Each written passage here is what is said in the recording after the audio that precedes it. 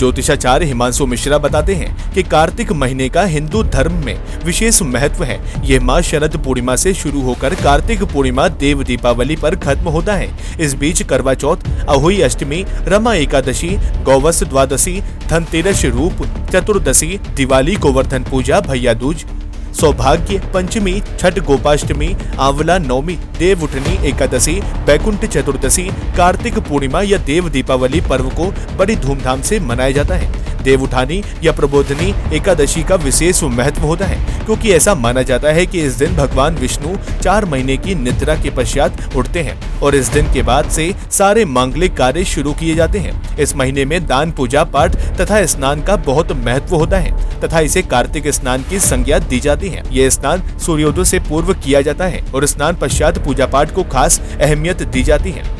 साथ ही देश के अलग अलग हिस्सों में पवित्र नदियों में स्नान का भी खास महत्व होता है। घर की महिलाएं नदियों में ब्रह्म मुहूर्त में स्नान करती हैं। यह स्नान विवाहित तथा कुंवारी स्त्री दोनों के लिए ही फलदायी होता है। इस समय अवधि में दान करना लाभकारी होता है। दीपदान का भी खास विधान है कि दीपदान मंदिरों, नदियों के अलावा आकाश में भी किया जाता है।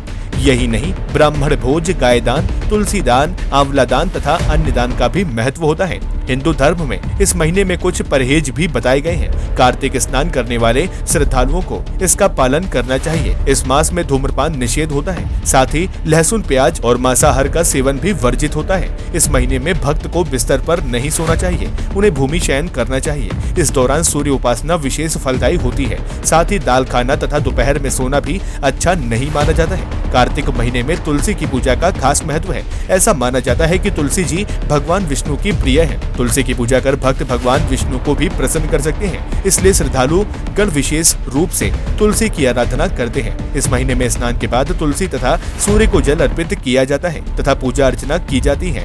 यही नहीं, तुलसी के पत्तों को खाया भी जाता है, जिससे शरीर निरोगी होता है। साथ ही तुलसी के पौधों का कार्तिक महीने में दान भी दिया जाता है। तुलसी के पौधों के पास सुबह शाम दिया भी जलाया जाता है। अगर ये पौधा घर के बाहर होता है तो किसी भी प्रकार का रोग तथा व्याधि घर में प्रवेश नहीं कर पाते हैं। तुलसी अर्चना से न केवल घर के लोग दुख दूर होते हैं, बल्कि अर्थ, धर्म, काम तथा मोक्ष की भी प्राप्ति होती है।